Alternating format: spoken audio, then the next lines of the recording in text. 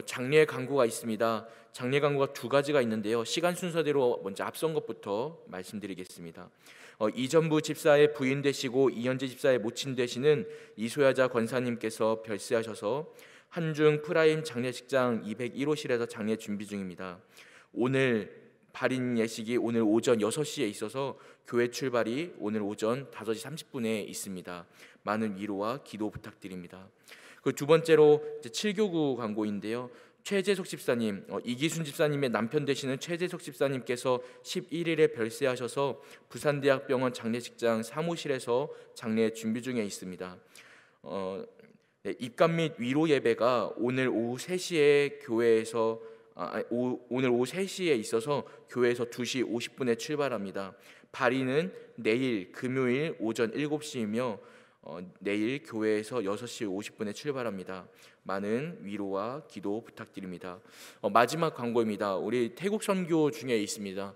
먼 길 나가서 주님의 사랑을 전하고 복음을 전하는 우리 모든 대원들과 담임 목사님과 그 모든 팀원들을 위해서 우리 함께 끝까지 기도해 주시길 바랍니다. 오늘 우리 목장 교환 먼저 함께 보겠습니다. 레위기 2장 소재 예물 편인데요. 1번 소재 예물을 어떻게 여호와께 드려야 합니까? 소재 예물을 드리는 방법 우리 1절과 2절에 있습니다. 정확히는 1절, 2절 그리고 4, 5, 6절에도 기록되어 있는데요. 문제를 자세히 보시면은 1번의 소재 예물과 그리고 4번 질문에 보니까 구운 소재, 철판에 붙인 소재를 따로 질문이 있더라고요. 그래서 아마 1번 질문은 1, 2절만 해당되는 것 같습니다. 그래서 1번 질문을 보시면은 소재 예물을 드리는 방법은 1절과 2절에 기록된 대로 고운 가루로 예물을 삼아 그 위에 기름을 붓고 또 그 위에 유향을 놓아 제사장들에게로 가져갑니다 라고 기록하시면 될 것 같습니다. 2번 아론의 자손 제사장들은 소재 예물을 어떻게 제사 지내야 합니까? 2절에 기록됩니다. 이어지는 말씀이죠. 제사장은 그 고운 가루 한 움큼과 기름과 그 모든 유향을 가져다가 기념물로 제단 위에서 불사를 지니 이는 화제라 여호와께 향기로운 냄새니라 라고 기록합니다. 3번 소재물에 남는 것은 누구의 것이 됩니까? 이것도 이어지는 말씀입니다. 3절 보니까 그 소재물에 남은 것은 아론과 그의 자손에게 돌릴지니 라고 기록합니다. 다시 말해 제사장의 것, 아론의 자손들의 것이 됩니다. 구운 소재 예물과 철판에 붙인 소재 예물은 어떻게 준비해야 합니까? 4번입니다. 4번의 답은 이제 4절과 5절에 기록되는데요. 구운 소재 4절 구운 것으로 소재 예물을 드리려거든 구운 가루에 기름을 섞어 만든 무교병이나 기름을 바른 무교 전병을 드리라 기록되어 있고요. 그리고 5절 보니까 철판에 붙인 것으로 소재 예물을 드리려거든 고운 가루에 누룩을 넣지 말고 기름을 섞어 조각으로 나누고 그 위에 기름을 부을지니 라고 기록하고 있습니다. 이 말씀들 쭉 기록하시면 될 것 같습니다. 5번 질문 냄비의 것으로 소재는 어떻게 드려야 합니까? 냄비의 것으로는 7절에 기록합니다. 내가 냄비의 것으로 소재를 드리려거든 고운 가루와 기름을 섞어 만들라 라고 기록하고 있죠. 6번 질문 모든 소재물에는 무엇을 넣지 말아야 합니까? 넣지 말아야 할 것은 누룩과 꿀입니다. 정확히는 11절에 기록합니다. 모든 소재물에는 누룩을 넣지 말지니 너희가 누룩이나 꿀을 여호와께 화제로 드려 사르지 못할지라 라고 기록합니다. 7번 질문 처음 익은 곡식은 어떻게 드려야 합니까? 12절입니다. 처음 익은 것으로는 그것을 여호와께 드릴지나 그리고 향기로운 냄새를 위하여는 제단에 올리지 말라라고 기록하니까 기록 쓰실 때는 제단에 올리지 말되 그것을 그대로 여호와께 드린다라고 적으시면 아마 될 것 같습니다. 8번 질문 모든 소재물에 들어가야 할 것 모든 소재물에는 13절 보니까 소금을 치라라고 기록합니다. 소금입니다. 9번 첫 이삭의 소재는 어떻게 드려야 할까요? 할 때 14절과 15절이 있죠. 14, 15절 보니까 첫 이삭의 소재는 볶아 찌은 것으로 너의 소재를 삼으라 그 위에 기름을 붓고 그 위에 유향을 더하라 기록합니다. 볶아 찢고 그 위에 기름을 붓고 유향을 더하는 것입니다. 마지막 10번 질문입니다. 제사장은 첫 이삭의 소재를 어떻게 제사 지내야 합니까? 16절에 기록합니다. 제사장은 찌은 곡식과 기름을 모든 유향과 함께 기념물로 불사릅니다. 곡식과 기름과 유향을 모두 함께 불사르는 것으로 하나님께 제사 지냈습니다. 이렇게 10가지 질문이 쭉 있고 우리가 함께 나눠보았습니다. 오늘의 말씀은요, 소제라는 제사법에 대한 이야기입니다. 어제 우리가 말씀을 통해서 먼저 우리가 살펴본 것은 번제였고요. 번제, 그리고 오늘은 소제입니다. 제사에는 대표적으로 이 5가지 제사법이 기록됩니다. 구약의 5대 제사라고도 하죠. 번제, 소제, 그리고 화목제, 속죄제, 속건제, 이렇게 5가지입니다. 먼저 기억하셔야 할 것은 무엇이냐면, 어제 우리가 말씀을 통해서 큰 은혜를 받았지만 이 5가지의 제사는 예수 그리스도의 오심과 그의 십자가 그리고 부활하심을 통해서 율법의 완성되신 예수 그리스도를 통해서 모든 이 5가지 제사의 법들이 이제 예배의 방식으로 그러니까 변환되었습니다. 바뀌었다고 말할 수 있겠죠. 다시 말해 우리가 드리는 이 예배에는요, 이 5가지 제사의 의미가 모두 담겨야 하는 것입니다. 그러니까 예전에는 5가지로 번제 때는 번제 드리고, 소제는 소제로 드리고, 화목제는 화목제로 드리고, 다 각자 다른 제사의 방식으로 나에게 알맞은 제사의 방식으로 주 앞에 나아갔다면, 이제는 그것이 예수 그리스도의 십자가의 사건을 통하여서 율법에 완성되신 예수를 통하여서 예배로 바뀌었으니, 우리의 이 예배의 하나 안에 이 5가지 제사의 의미와 그 내용들이 모두 들어가야 한다는 것이죠. 다시 말해 우리가 이 5가지 제사를 살펴볼 때에 우리 모든 성도님들이 꼭 생각하면서 들으면 좋겠는 것은, 생각하면서 이 말씀을 묵상하기를 바라는 것은 무엇이냐면, 나의 예배에는 이러한 의미가 들어가 있는가? 나의 예배에는 어제 우리 살펴봤던 이 번제의 의미를 살펴봤을 때 주 앞에 드림에 있어서 이런 의미와 이런 말씀이었고 이런 감동이 있었는데, 그렇다면 이것이 과거의 제사가 아니라 오늘 나의 예배 안에, 오늘 나의 이 예배 안에 그 의미와 모습이 담겨 있는가? 또 오늘 살펴볼 소제에 대해서도 똑같죠. 소제에 대해서도 이런 의미였구나. 그렇다면 이것이 오늘 나의 예배 가운데도 이런 의미가 들어가 있는가? 이것을 우리가 반드시 살펴봐야 한다는 것입니다.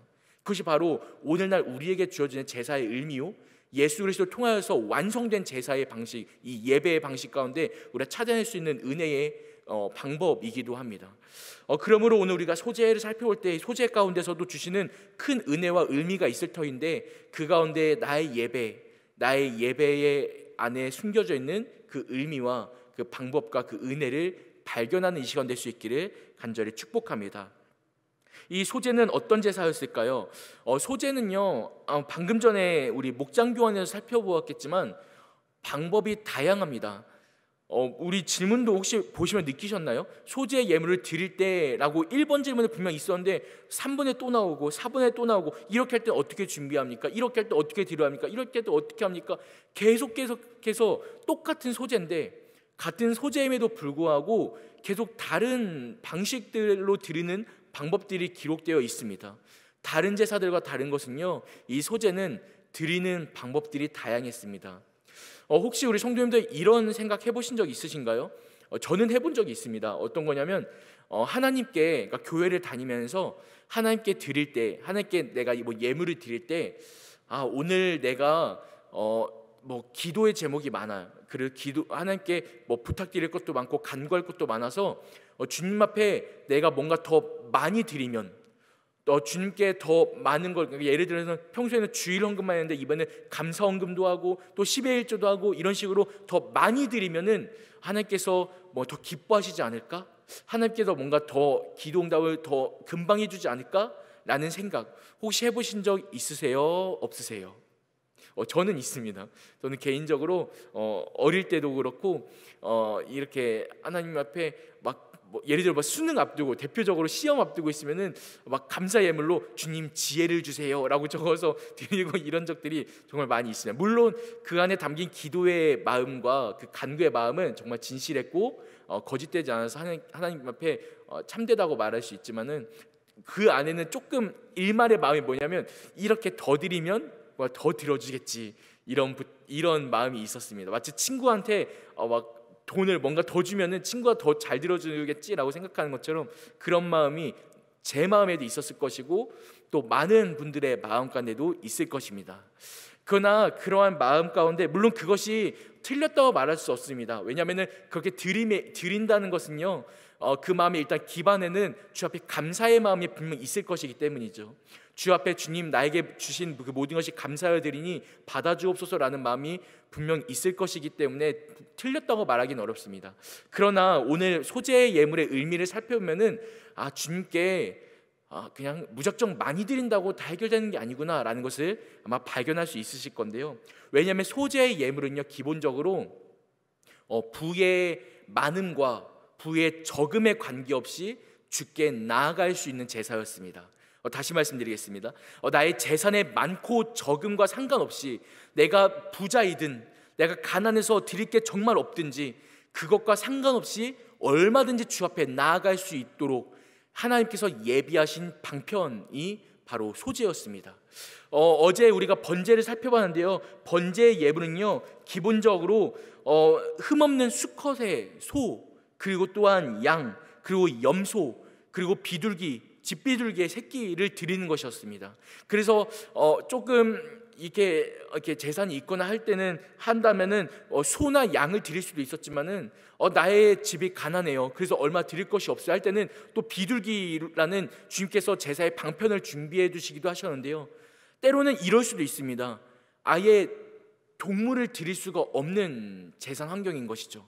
그러니까 아예 비둘기조차 할 수 없는, 아무것도 드릴 것이 없다고 말할 수 있는 그런 환경의 사람일 경우에 어떻게 제사를 드려야 할까? 어떻게 주 앞에 드릴 수 있을까라는 것. 우리로 치면요, 10,000원 한 장 드릴 수도 없는 환경인 것이죠. 1,000원 한 장 드리는데도 마음에 정말 큰 결심이 필요한 그런 환경일 경우에, 정말 드릴 것이 없을 때 우리가 하나님께 어떻게 해야 할까요? 라는 질문이 들었을 때, 그럴 때 소재의 예물의 방식을 살펴보시면 됩니다. 소재는 무엇이냐면요, 기본적으로 곡식을 드리는 예물이었습니다.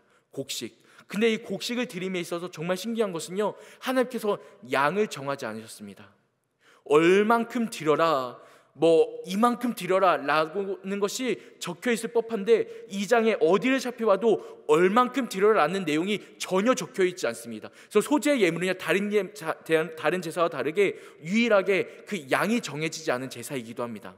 양이 없습니다. 그냥 그 곡식을 드려라 라고만 하실 뿐입니다. 그런데 그 방식에 있어서 하나님께서 몇 가지 방식으로 다양화시키셨습니다. 여기도 큰 의미가 담겨 있는데요, 그 방식의 첫 번째는 무엇이냐면 1절 말씀에 있는 대로 그냥 가루로 드릴 때입니다. 가루로 드릴 때 1절 말씀 보시면 이렇게 기록합니다. 고운 가루로 예물을 삼아 그 위에 기름을 붓고 또 그 위에 유향을 놓아 기록합니다. 여기서 고운 가루라는 단어를 살펴볼 때 우리는 한국적인 의미로 볼 때 고운 가루라 하시면은 아마 가루가 얼마나 고운지, 그러니까 막 뭉치고 이런 게 아니라 그냥 곱디 고운 가루라고 생각하실 수 있는데, 이걸 원어적인 의미를 살펴보면요, 최상의 것, 그러니까 가장 좋은 가루라는 의미를 담고 있기도 합니다. 그런데 이게 같은 의미이기도 합니다. 우리가 생각할 때 곱다는 것이나 최고의 것이나 같은 것은 무엇이냐면 예를 들면 이런 겁니다. 우리 여러분 혹시 밀가루 같은 거 채 같은 걸로 뜨면은 이렇게 가장 고운 게 먼저 떨어지지 않습니까? 가장 얇고 입자가 곱고 그런 게 먼저 떨어지고, 이게 뭉쳐져 있던 것은 이게 흔들다 보니까 나중에 이렇게 분리돼서 떨어지고 이러잖아요. 그것처럼 가장 먼저 떨어진 것, 채에 고를 때 가장 먼저 떨어진, 가장 고운, 가장 최고의 것, 그 가루를 드리라는 것이 바로 여기 있는 고운 가루의 의미입니다. 우리식으로 따지면 가장 고운 것이라고 생각하셔도 될 것 같아요. 이 가장 좋은 가루, 가장 좋은 것으로 주 앞에 드릴 때 어떻게 하는가라는 것을 보면요, 1절 보니까 이어지는 말씀에 그 위에 기름을 붓고 그 위에 유향을 놓으라 말씀하십니다. 다시 말해 그냥 소재 예물에 곡식만 드리는 것이 아니라 기름이 필요했고 유향이 필요합니다. 근데 여기서 우리가 살펴볼 것은요, 유향입니다. 유향. 여러분, 여기서 유향은요, 향기가 나는 것인데 이 당시 시대상을 속에서 유향은요 결코 저렴하지 않았습니다. 꽤나 값진 물품 중에 하나이기도 합니다. 그래서 우리 혹시 기억할지 모르겠지만 신약 성경에 가면은 우리 예수님의 제사를 준비할 때 그 마리아가 여호와 앞에 드릴 때 그 유향과 모략을 주님께 드리는 그 모습들을 보면서 그 매우 값진 것, 아주 값진 것으로 주님 앞에 나오는 그 모습을 우리가 살펴보고 있지 않습니까? 다시 말해서 이 고대 근동 지방 때 이 유향이라는 것은요 값진 것이었습니다. 다시 말해 1절에 기록된 이 말씀은요 그냥 소재 예물 가운데 그냥 가루만 드리는 것이 아니라 매우 값진 것을 함께 드려야 한다는 것이죠. 그러면 여기서부터 이제 마음에 부담이 들기 시작합니다. 뭐야, 곡식만 드리면 되는 줄 알았는데 그냥 나한테 있는 게 없어서 그냥 이것만 드리면 되는 줄 알았는데 유향까지 드리라고? 어떡하지? 라는 생각이 들 수 있습니다. 그래서 하나님께서 또 다른 방법으로 무엇을 말씀하시냐면요 4절에 기록된 화덕에 구운 것을 드리는 방법을 또 말씀하십니다. 여기서 화덕에 구운 것을 드리는 방법에는요 유향이 들어가지 않습니다. 다만 기름과 가루를 함께 무교전병으로 만들어 드리라 라고 합니다. 이거를요 조금 더 쉽게 말하면요 요리한 제물이라고도 말하겠는데요 1절로 3절에는요 요리하지 않은 그냥 가루째로 드릴 때는 기름과 유향이 같이 필요했지만 요리해서 드릴 때는 내가 이렇게 가루를 요리해서 드릴 때는 그냥 기름만 드리면 되었습니다. 여기에서 혹시 비교가 되시나요? 1, 2, 3절에 기름만 드릴 때는요 혹시 나의 재산 가운데 내가 드릴 것이 있고 또 유향을 드릴 만한 나의 형편이 되어질 때는 1, 2, 3절의 말씀의 방법대로 주 앞에 드리면 되었던 것이고, 또한 혹시나 나의 가정 가운데, 나의 형편 가운데 그것이 되어지지 않는다면은 주 앞에 이것을 무교전병으로 만들어 요리해서 주님께 드린다면 얼마든지 주님께서도 그것을 기쁘게 받으셨다라는 것입니다. 다시 말 하나님께서 이 소재 예물을 드릴 때에도 각자의 형편에 따라 각자의 형편대로 가장 좋은 것을 주님께 드릴 수 있도록 주님께서 이 방법들을 정해 두셨다는 것이죠. 우리가 여기에서도 우리가 생각해 볼 수 있는 것은요, 하나님께서는 드림에 있어서 많게 드리면 더 좋다, 또 적게 드리면 조금 그렇다라고 말씀하신 적이 단 한 번도 없다는 것이죠. 그렇게 생각하는 것은 다만 우리의 인간적인 생각이고 인간적인 방법일 뿐이요, 우리 주님께서는 그저 각자의 형편에 맞게, 그러나 다만 그 가운데에 우리의 마음의 중심을 보시는 주님께서는 우리가 어떤 마음으로 드리는가, 어떤 마음으로 주 앞에 드리는지 그것을 가장 깊이, 가장 중요하게 보셨다는 것을 우리가 살펴볼 수 있는 대목이기도 합니다. 그러므로 여러분, 우리가 주 앞에 뭔가 더 많이 드려야지만 되나? 뭔가 더 많이 드려야만 하나? 이러한 부담, 주 앞에 드림에 있어서 이런 부담은 전혀 조금의 도움도 되지 않습니다. 그저 나의 형편에 맞게 주 앞에 기쁘게 드리는 예물, 주 앞에 기쁘게 드리고 감사한 만큼 드리는 예물, 그것이 주님께서 향기롭게 받으시는 예물이었다는 것을 우리가 소재 예물을 통해서 기억할 수 있기를 축복합니다. 하나님께서는 모든 백성들 가운데 각자의 형편과 각자의 상황에 알맞게 드릴 수 있도록 여러 가지의 방법을 준비하셨습니다. 그리고 그 방법 가운데 4절에 기록된 대로 구우는 방법도 있었지만, 또 때로는요 여러분, 어떤 사람은 굽는 방법, 그러니까 화덕에 구우려니까 화덕이 없는 집도 있지 않겠어요? 화덕이 없어요. 어떻게 구워야 되지? 라고 생각하는 백성에 대해서는 하나님께서 또 다른 방법으로 이런 방법도 제안하십니다. 7절 보니까 냄비의 것, 그러니까 화덕이 없으면 냄비에 굽던지, 또 다른 방법으로는 제가 지나간 5절에 기록된 대로 철판의 것, 철판으로 붙이던지, 그러니까 어떤 것으로든 다양한 방법으로 냄비든 철판이든 화덕이든 너가 주 앞에 드릴 마음이 있다면 얼마든지 나올 수 있어, 얼마든지 나오렴이라고 주님께서 말씀하시는 것, 이것이 소재의 방법이 다양한 이유입니다. 각자의 형편에 맞게 주 앞에 알맞게 드릴 수 있도록 주님께서는 이미 예비해 두셨다는 것이죠. 그 소재는요 다른 예물과 다르게 조금 복잡하기도 하면서 다양하기도 합니다. 다양한 방법. 그 다양한 방법은요 각자의 형편에 알맞게 주님께서 나올 수 있도록 예비하셨다는 그 주님의 마음이 담겨 있는 것입니다. 우리가 그 마음을 알 수 있기를 축복합니다. 또 소재물에는요 다른 제사와 다른 점이 또 한 가지가 있는데, 그것이 무엇이냐면 2절에 기록됩니다. 2절 보니까 이렇게 기록하고 3절 보겠습니다. 3절 보니까 이렇게 기록합니다. 그 소재물에 남은 것은 아론과 그의 자손에게 돌리라 기록합니다. 소재에 남은 것은 아론과 자손에게 드리라. 소재의 예물은요 주님께 그냥 드리는 것뿐만 아니라 그것을 넘어서 제사장 그러니까 레위인들을 위한 제사이기도 했습니다. 소제를 드릴 때는 방법이 있었습니다. 제사장들이 소제를 드릴 때 예를 들어서 제가 주님께 제가 이만큼 소제 예물로 갖고 왔습니다라고 이만큼 갖고 왔다고 예를 들어볼게요. 저 이만큼 주님 앞에 딱 올려놨습니다. 그러면 제사장은요, 이 양의 많든지 또 적든지의 양과 상관없이 그 가운데에 한 움큼, 이 한 움큼을 집어서 주님께 불살라 드립니다. 한 움큼만요. 이보다 더도 아니고 덜도 아니고 딱 한 움큼만큼만 주 앞에 기념으로 불살라 드리고, 그 기념만큼 불살라 드린 것 외에 남은 양은 오로지 제사장의 것이었습니다. 아론과 그의 자손들이 먹고 살 수 있는, 다시 말해 하나님께서 그 남은 소제물의 예물들은 그 제사장으로 하여금 먹고 생명을 유지할 수 있는 수단으로, 방편으로 준비해 주셨다는 것이죠. 그래서 백성들이 주 앞에 소제 예물로 갖고 오는 것들은 그 한 움큼을 제외하고는 모든 것들이 제사장들이 먹고 살아가는 생명의 유지의 방편이 되기도 했습니다.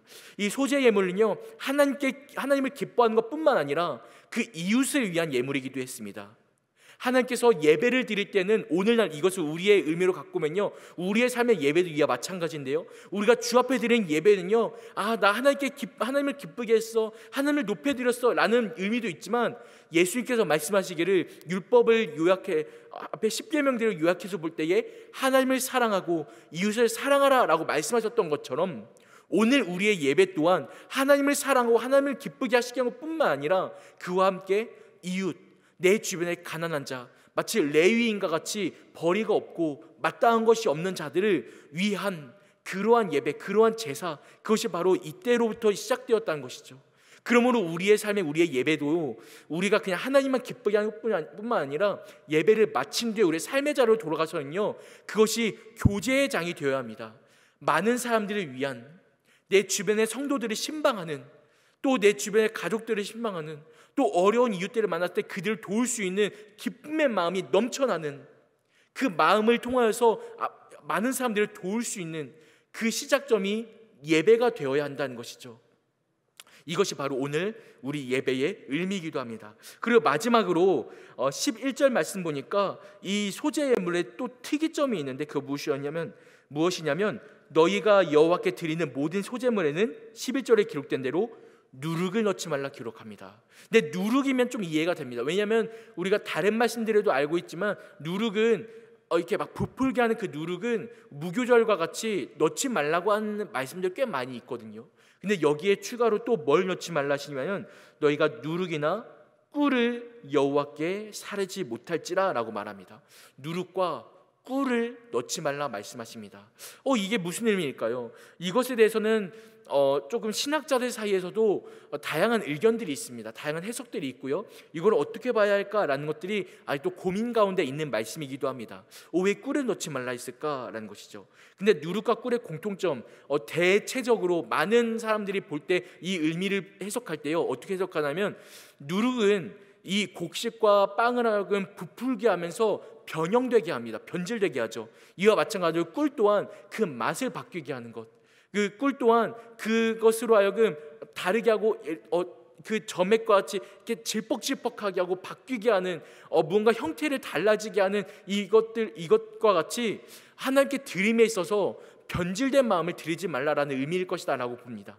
오늘날의 예배도 마찬가지인데요, 오늘날의 예배, 우리의 삶 가운데 주 앞에 드림에 있어서 다른 마음, 거룩하지 못한 변질된 마음을 드리지 않는 여러분 될 수 있기를 축복합니다. 주 앞에 드림에 있어서 온전하고 순결한 마음으로 드릴 수 있도록 기도로 준비하고 찬양으로 준비하고 주 앞에 온전히 나가는 것, 그것이 이때의 제사와 함께 오늘날의 예배여야만 한다는 것이죠. 이것을 뒷받침하는 말씀이 뭐냐면은 바로 13절 말씀인데요, 그렇게 이해할 수 있는 것은 뭐냐면 13절 보니까 하나님께서 소제물에 반드시 넣어라, 이건 꼭 넣어야 해 라고 말씀하신 것이 등장하는데, 그게 바로 13절에 기록된 대로 소금입니다. 소금은 또 왜 넣으라고 했을까요? 정말 어렵습니다. 누룩은 넣지 말고 꿀은 넣지 말고 또 소금은 넣어라 말씀하시니, 소금은 뭘까요? 라고 할 때, 소금은 일반적으로 우리가 아는 것처럼 음식이 부패하지 않도록, 변형되지 않도록 유지시켜주는 역할을 하기도 합니다. 저 소금을 쳐가지고 이 음식이 상하지 않게 보존하는 역할을 하죠. 이와 마찬가지로 이것을 오늘날 예배로 또 우리의 마음과 우리의 신앙으로 가져올 때에 제사물을 드릴 때, 주 앞에 드릴 때에 이것이 소금을 침으로써 변형되지 않고 변질되지 않도록, 또한 또 더 깊이 가면은 이 소제물은 결국 제사장들이 먹을 양식이 되기도 하지 않습니까? 한 움큼은 주님께 드리지만 남은 것은 제사장들이 먹거든요. 그들이 먹음에 있어서 더 오래 보존하면서 더 잘 먹을 수 있도록 예비하신 주님의 준비하심의 의미도 담고 있습니다. 다시 말해 이 소제물이 변형되지 않도록, 변질되지 않도록 더 깊이는 우리의 마음이, 주께 드리는 우리의 마음이 더욱더 거룩하게 변질되지 않는 마음으로 주께 드릴 수 있도록 주께서 말씀하시는 것이죠.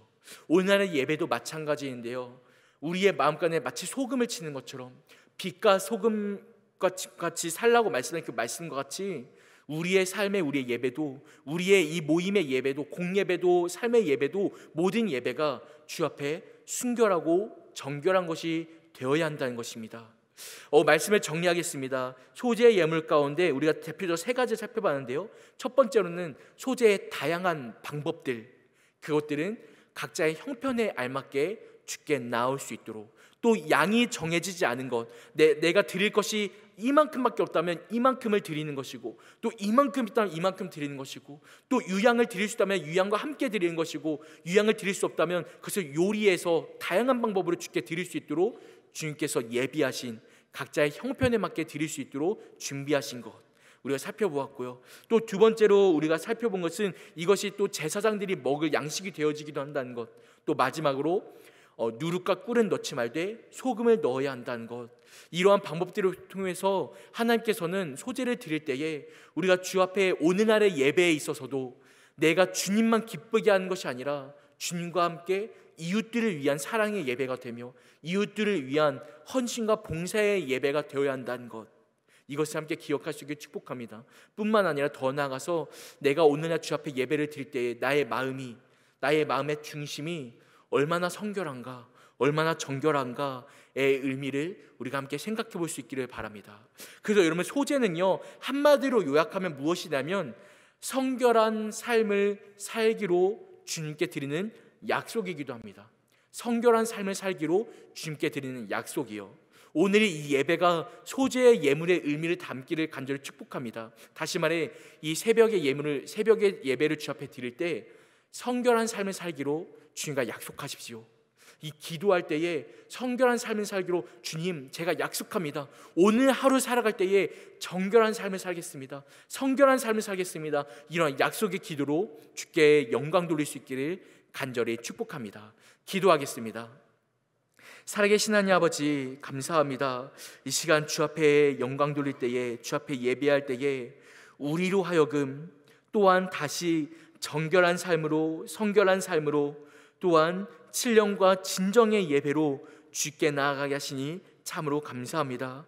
아버지, 아니 오늘 하루 살아갈 때에 때로는 우리를 변질되게 하고, 때로는 우리를 넘어지게 하고, 또 때로는 우리를 변형되게 하는 다양한 유혹과 다양한 누룩의 것들이 우리를 공격할 때에 주여, 그 가운데에 이 기도로, 이 예배를 통해서 마치 우리 마음에 소금을 치는 것처럼 우리의 마음이 변형되지 않도록, 변질되지 않도록 우리 모든 성도들을 붙잡아 주시고 보호하여 주시옵소서. 그리하여 오늘 하루를 매 시간마다, 매 분마다, 매 순간마다 주 앞에 온전한 삶의 예배로 주께 영광 돌리게 하시고, 그 예배가 주님만 기쁘시게 하는 것이 아니라 주님뿐만 아니라 많은 이웃들과, 우리 가족과, 그리고 이웃들과, 또한 성도들과 이 교회를 기쁘게 하고 모두를 도울 수 있는 우리의 삶의 예배 될 수 있도록 우리의 걸음을 인도하여 주옵소서. 우리 함께 하심을 믿사오며 살아계신 예수님의 이름으로 기도합니다. 아멘.